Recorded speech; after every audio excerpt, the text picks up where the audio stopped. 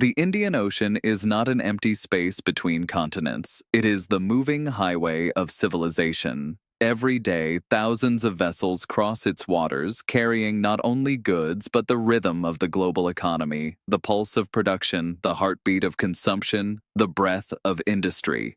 If this movement were halted for a single week, factories around the world would begin to fall silent, refineries would slow their output, and store shelves would empty faster than during the greatest economic crises. On political maps, the Indian Ocean appears calm. On trade maps, it is one of the most congested corridors on the planet. It is here that the three great axes of the world converge: Europe, Asia, and Africa.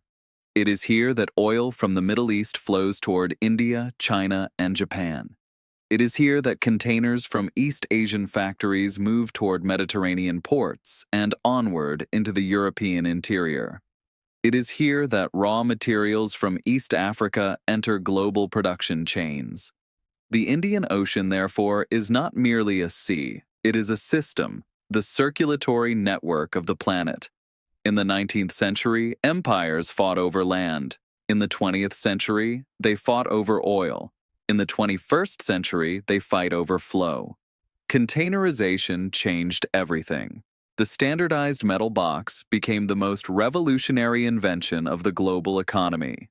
Thanks to it, the world ceased to exist as separate markets. It became a single warehouse, a single production line, a single delivery system, and the Indian Ocean became its primary artery. In the past, the center of global trade lay in the Atlantic. Europe and North America formed the core of globalization. Today, the center of gravity has shifted eastward. Asia produces, Europe consumes, Africa supplies raw materials, and the Indian Ocean binds these three worlds into a single mechanism. That is why every port along this ocean ceases to be a local investment. It becomes a strategic node. Sri Lanka lies precisely at the intersection of these routes, not because it is a great power, not because it possesses a mighty fleet, but because geography does not ask about politics. It asks about position. Several hundred kilometers south of the island runs one of the most important maritime highways on Earth. Ships pass this point like cars bypassing an exit on a motorway.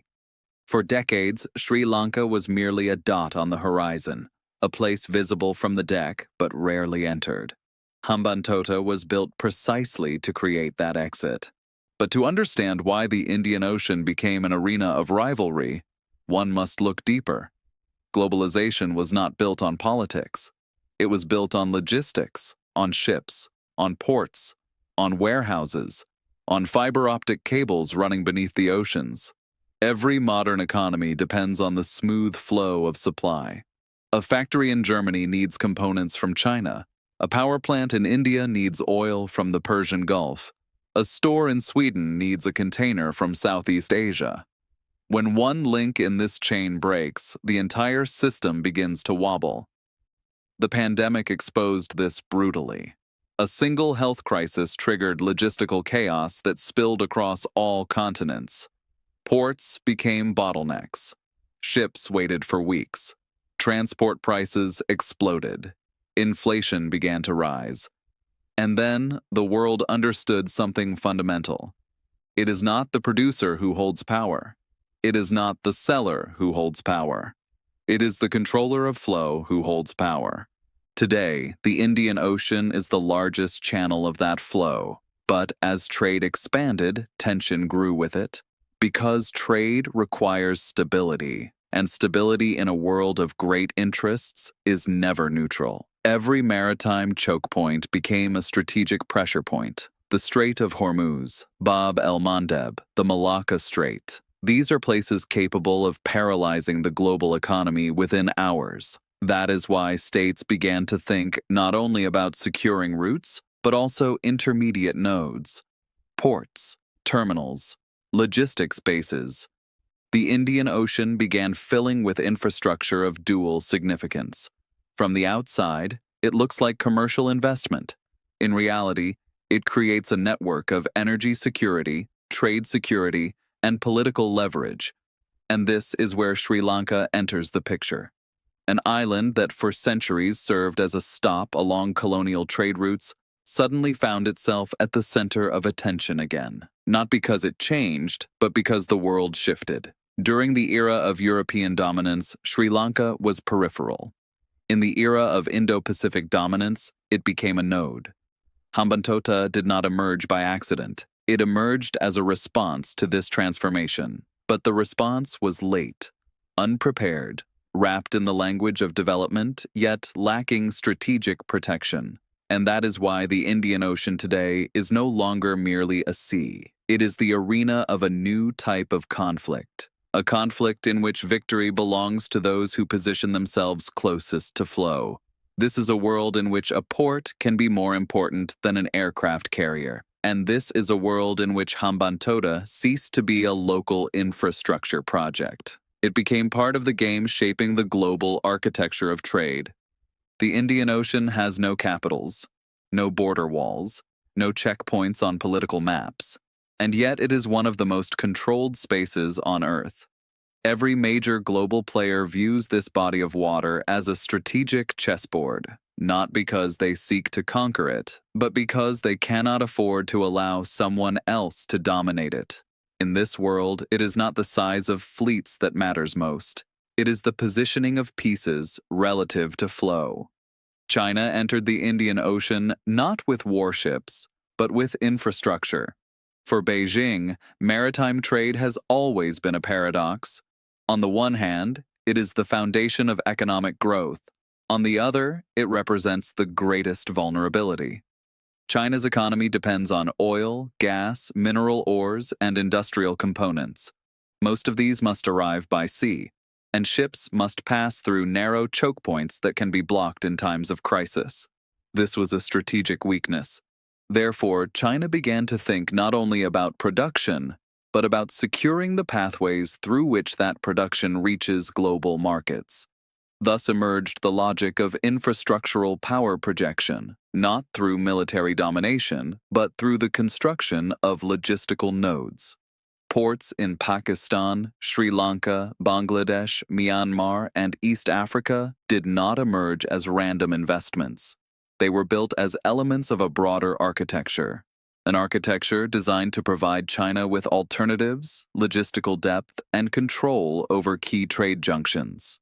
It was a patient strategy, extended over decades, devoid of spectacular gestures. But other players began to notice. For India, the appearance of Chinese infrastructure in the Indian Ocean was more than economic expansion. It was the symbolic entry of a foreign power into a zone long regarded as the natural security buffer of the subcontinent. India does not enjoy the luxury of geographic isolation. Its long coastline opens directly onto major shipping lanes. Every infrastructure point near Indian waters is therefore perceived not as a neutral port, but as a potential pressure instrument. Hambantota fell precisely within this zone of sensitivity, not because it was massive, but because it was close to Indian trade routes, close to energy corridors, close to the geopolitical center of gravity of the region. New Delhi began to respond. Fleet expansion, investments in neighboring ports, deepening cooperation with Japan, Australia, and the United States. The rise of the Indo-Pacific narrative as a security framework. The Indian Ocean ceased to be background scenery. It became the first strategic line. The United States observed this process from a different angle. For decades, maritime control formed the foundation of American global dominance. The U.S. Navy guaranteed trade security, energy route stability, and military superiority. But China's infrastructural expansion represented a new type of challenge. It could not be stopped by sanctions. It could not be countered by fleets, because this was not war. It was a redesign of the world's architecture. Every new port, every terminal investment, every logistics contract altered the balance of power without a single shot fired. This forced a strategic shift in the West. Instead of reacting to events, governments began attempting to compete through infrastructure, alternative corridor projects, financing initiatives, investment programs across Africa and South Asia. But China possessed the advantage of time. It entered markets while others debated. It offered rapid financing, turnkey technology, and comprehensive construction packages. For developing countries, this was an offer difficult to refuse. Thus, the Indian Ocean began filling not with military bases, but with container terminals, not with aircraft carriers, but with gantry cranes, not with soldiers, but with logistics operators. Yet the strategic effect was similar. A network of presence emerged, a network capable of influencing trade, energy flows, and regional politics without formal domination. Hambantota became one of the most symbolic points within this network, not because it was the largest, but because it demonstrated how far infrastructural power could reach. For Sri Lanka, this meant being positioned between giants. Every diplomatic move became a strategic signal. Every economic decision was interpreted through the lens of geopolitical alignment. A state that wanted only a port was assigned the role of a pawn on the global chessboard. And at this moment, the Indian Ocean ceased to be merely a space of trade. It became a battlefield for 21st century dominance. In the Old World, power smelled of gunpowder. It took the shape of fortifications. It carried the weight of steel and the thunder of artillery.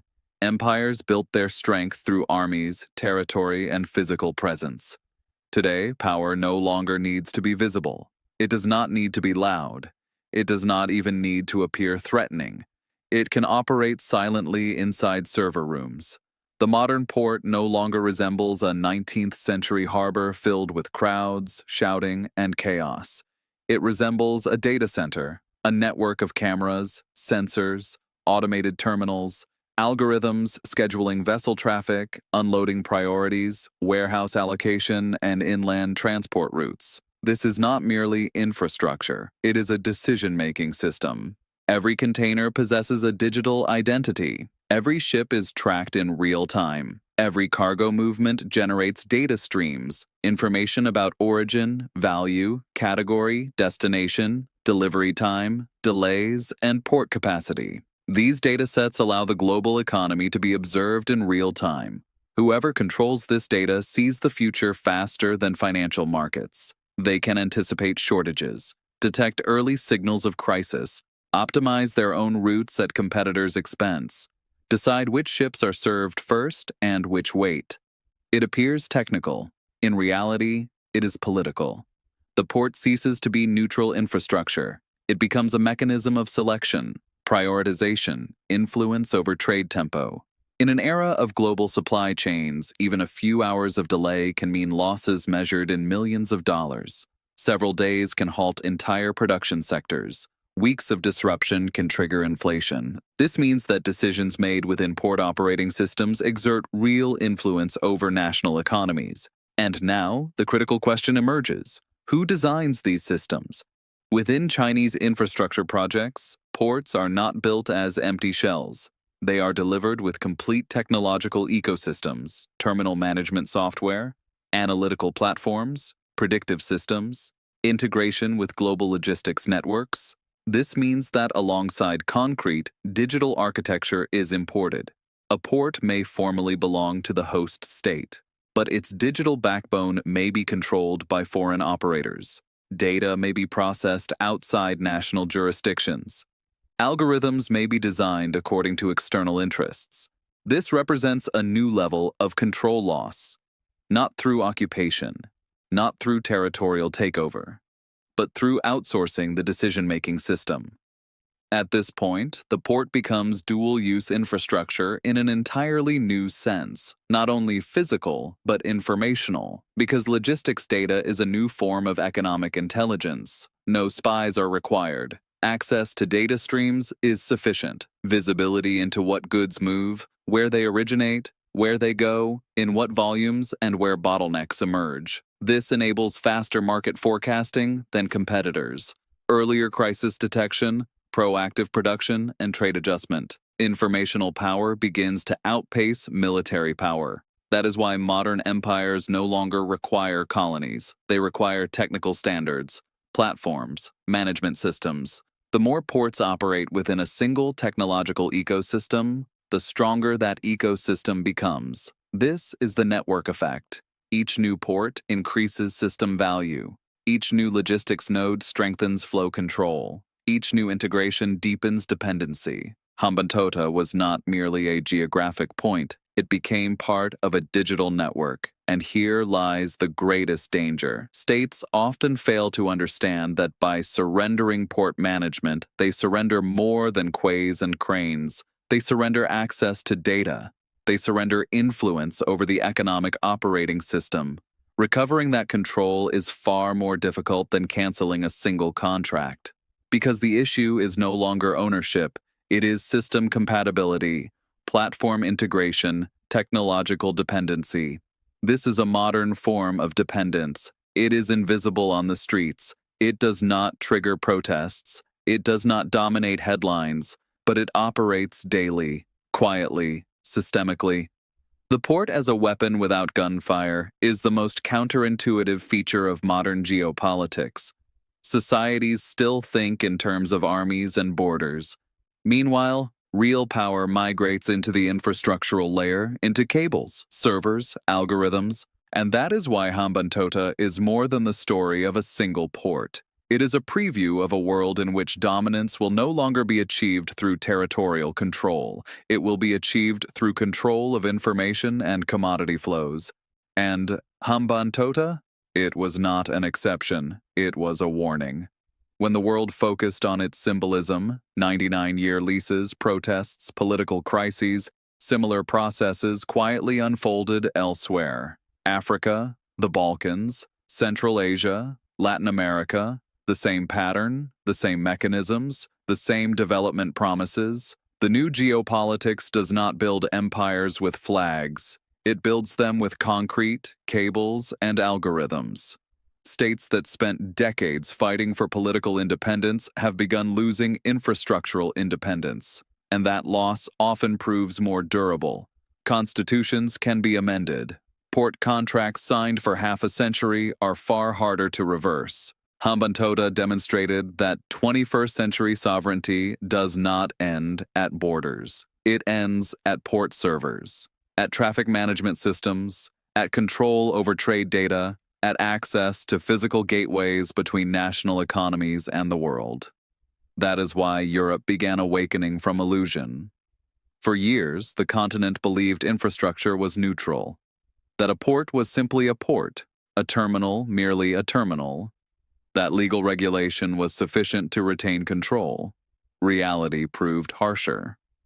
When Chinese companies began acquiring stakes in Mediterranean, Benelux, and Southern European ports, it was framed as normal capital globalization. Only the pandemic, the war in Ukraine, and the energy crisis revealed how deeply Europe had become dependent on infrastructure it no longer fully controlled operationally.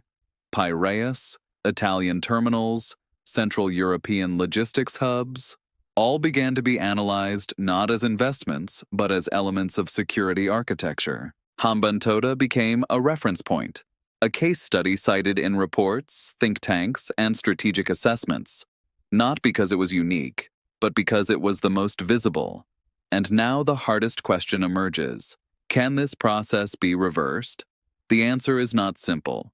Infrastructure operates on long timelines. Contracts span decades. Systems are globally integrated. Every attempt to sever ties carries costs, financial, technological, political.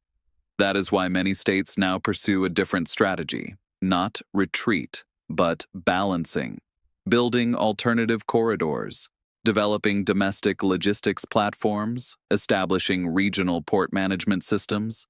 A new Cold War of infrastructure is emerging, not at the level of missiles, but at the level of ports, railways, technical standards.